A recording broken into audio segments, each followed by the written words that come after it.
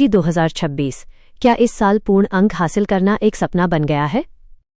NEET UG 2026 की परीक्षा के बाद से ही देश भर के लाखों परीक्षार्थियों और उनके माता पिता के बीच ये बड़ा सवाल तैर रहा है कि क्या इस मर्तबा 720 में से 720 अंक लाना करीब करीब नामुमकिन हो चुका है।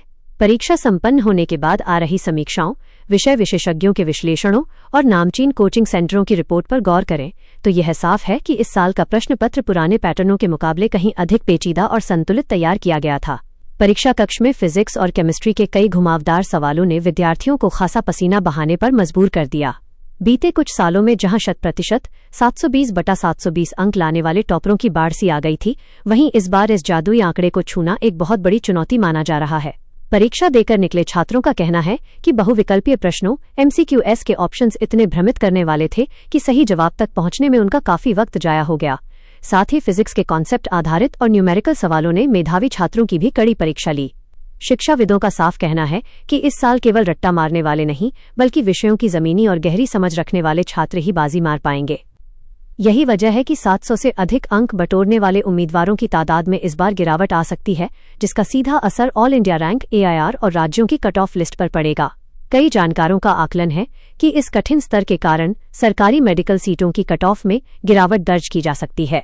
अगर ऐसा होता है तो 530 से 550 या उससे ऊपर अंक लाने वाले अभ्यर्थियों के लिए सरकारी कॉलेजों में MBBS की सीट पक्की होने की उम्मीदें पहले से कहीं ज्यादा बढ़ जाएंगी।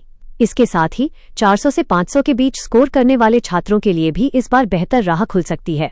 कट ऑफ नीचे जाने की स्थिति में BDS, BAMS, BHMS, BUMS जैसे कोर्सेज और प्राइवेट मेडिकल संस्थानों में दाखिले के रास्ते काफी सुलभ हो सकते हैं। बहरहाल वास्तविक स्थिति तो अंतिम नतीजों, आधिकारिक मेरिट लिस्ट और काउंसलिंग राउंड शुरू होने के बाद ही साफ हो सकेगी, इसलिए विद्यार्थियों को सोशल मीडिया के कयासों और भ्रामक खबरों से दूर रहना चाहिए। इस बार के इम्तिहान ने यह साबित कर दिया है कि मेडिकल की राह अब और भी दुर्गम हो चुकी है, जहां कामयाबी के लिए सिर्फ रटाई नहीं, बल्कि सटीक रणनीति, टाइम मैनेजमेंट और मजबूत बेस जरूरी हैं। यदि पेपर का यह कठिन स्तर नतीजों में भी झलकता है तो नीट 2026 के आंकड़े बेहद अप्रत्याशित और ऐतिहासिक हो सकते हैं।